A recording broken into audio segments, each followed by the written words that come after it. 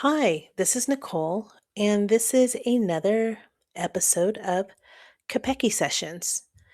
And today I'm going to start a series that I will hopefully be carrying on this channel, and it is called Why This Story? And I'm going to lure my authors who provide stories to the folio into my podcast here and get them to talk about why they wrote a particular story and what the inspiration was behind it. So today, I'm going to put myself up on the chopping block and I'm going to be the first person to talk about why this story. And my own story, which is on the Capecchi page in the folio, is called Naomi's Reclamation. And I really had fun with this story. So I'm going to give you a little info and the inspiration and why I wrote it and go from there. So hopefully this episode isn't going to be too long. I've said that a couple times and they turn out to be kind of long. But I hope you enjoy the ride and enjoy listening to my inspiration. So when you get to Naomi's Reclamation, you can see the artwork. It's kind of like crystals and what is she sitting in? Cross leg, and you get the feeling that is a little fantasy-ish, and which is what I wanted. But and on the surface, it looks like fantasy. When you start the story, there are candles, and you get into it a little further, and then you find realms and guardians and betrayal and magic and all those good things. But underneath it, it's a story about something much more common and much more painful. Essentially, it's about what happens when a woman overlooks her own value. It's about the danger of being loved for, and let me rephrase that, the danger of wanting to be loved for what you provide instead of who you are. And it's also about the quiet mysticism Black women carry within us and what happens when we lose it and what happens when we finally find it again. And I know people are going to say, well, all women have mysticism. Yeah, yeah, yeah. They do. But I am a Black woman and I'm going to talk about my experience walking through the world. So myself is going to ask my own questions. No, I'm just kidding.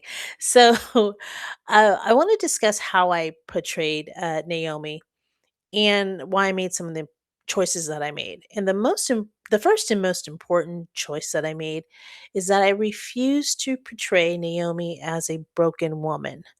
Um, Brokenness is easy to identify and it's easy to pity. And I didn't want a character that was pitiful and easy to pity. Naomi is not broken. She's very capable. She's loyal, loving, resourceful, and she's generous and thoughtful.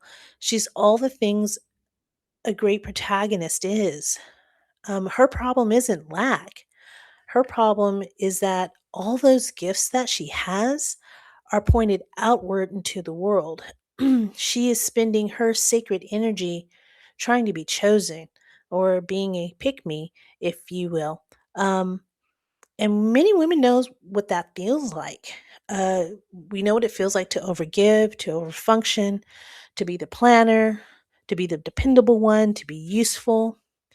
Because in usefulness or showing that you are useful, it gets rewarded faster than us showing our authentic selves. So Naomi isn't weak. She's powerful, but that energy is misused. And one way, in the prime way that I show that, I should say, is through Naomi's friends. Naomi's friends aren't just characters. They symbolize relationships where people love you for your labor and not necessarily your essence. They call you when they need something, or they expect your softness, they expect your resources, they expect you to be emotionally available when they're at the ready.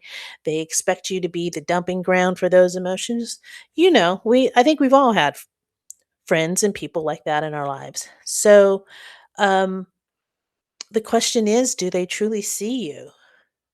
Or do they choose not to see you and only see you for what they need you for? Many people remain in these dynamics not because of loneliness, but the scarier feeling is the disrespect. Well, let me rephrase that. Loneliness feels scarier than the disrespect. That's what I want to say. So excuse me. There's a lot going on in my head, so I'm trying to make sure I get it all out to you in a clear, succinct fashion. Anyway, so in order not to feel the loneliness, they tolerate the breadcrumbs to avoid the emptiness of it all. Um, One of the truths of adulthood is that sometimes the greatest heartbreak is realizing the people around you only know a version of you that was convenient because that's what they wanted to see. So that's what Naomi's friends portrayed.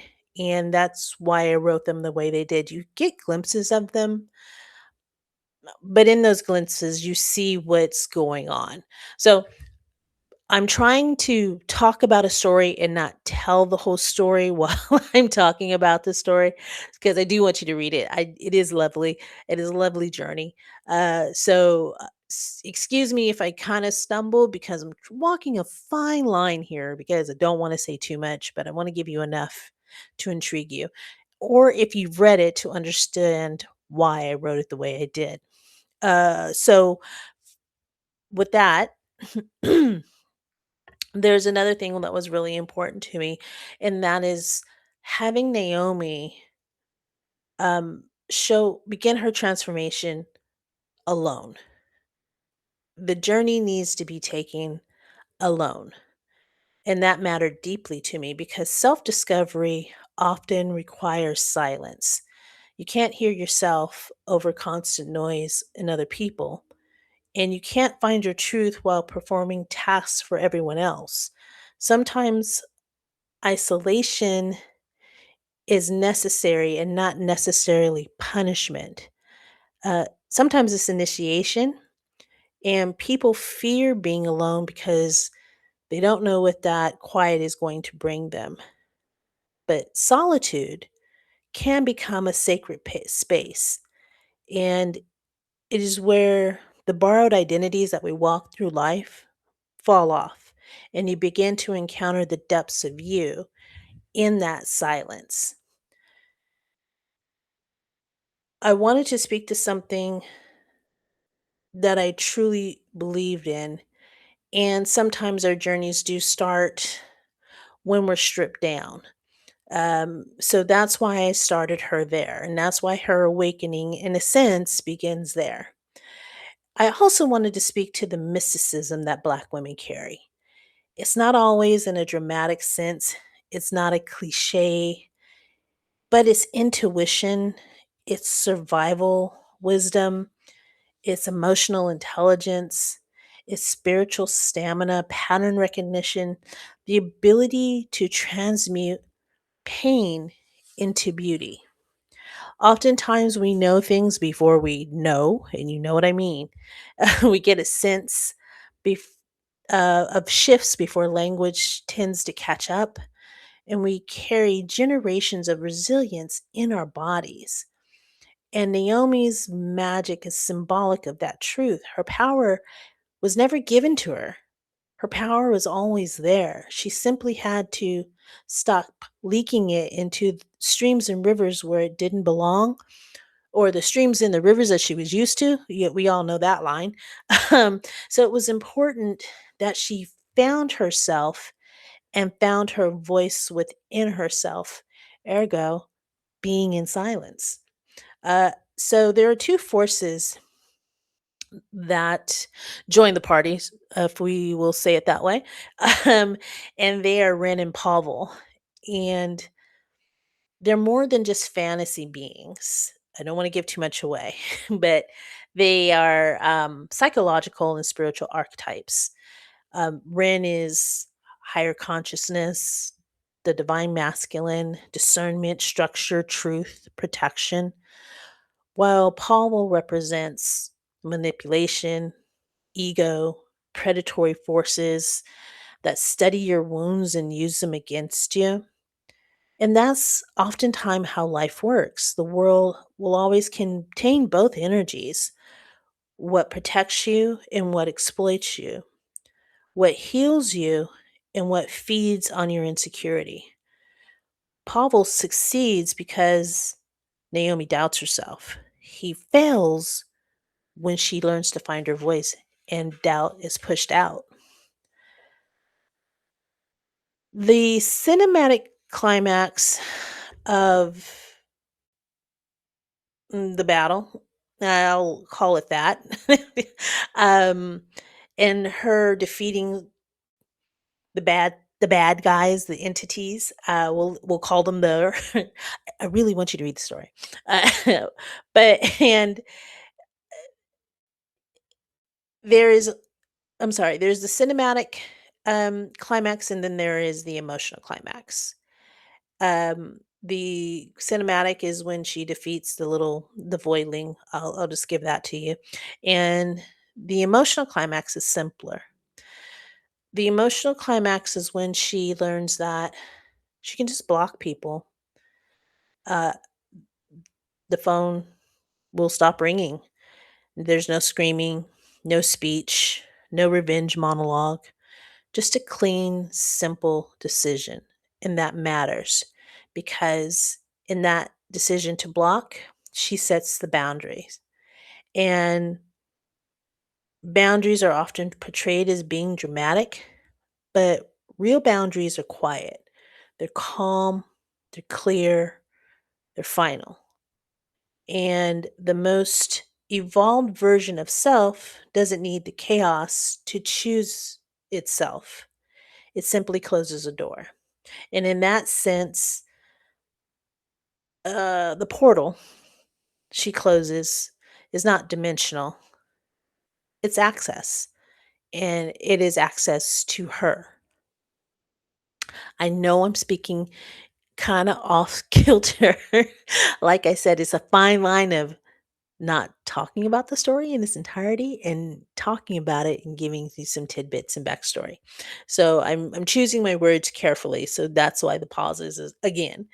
Anyway, in the end, there's another element that I thought was really important, and that's her choosing, not her choosing, that is her forgetting what has happened. I wanted Naomi to forget the facts, but I wanted her to keep the knowing, because this mirrors real life. It mirrors having a dream. When you know you wake up from a dream and you're like, something happened. I can kind of vaguely remember it, but I don't. And you see pictures and glimpses of it, but there's some knowing in that. That's exactly what I was trying to convey in her not remembering the sequence of events that happened. Um, I think this is real, and transformation happens when you can't fully explain it. You can you cannot name the exact lesson, you can't summarize the season, but afterward, you just move a little bit differently. You tolerate less, you trust yourself more, you choose peace faster. That's wisdom. And wisdom is not always memory, it's embodied in change. So, in closing, what did I have Naomi reclaim? Not revenge, not magic, even though that was fun, not status. I had Naomi reclaim herself, her center, her presence, her right to exist in the world without performing, her ability to give without self erasure, her power to say no without guilt. And maybe that's why this story really matters. And it's not really a maybe, it is why it matters because many people are still living as Naomi does in the first act. They want to be useful, they're exhausted, and they're still unseen, hoping to be chosen. When the real invitation is to choose yourself, that is the reclamation. And once you do, life becomes a very different story. So, in closing, some doors open to fantasy, and other doors can actually open inward. Naomi's reclamation is about the second one and invites you to open your own door. So, that is why this story. I thank you for listening, and I will see you again on the next one.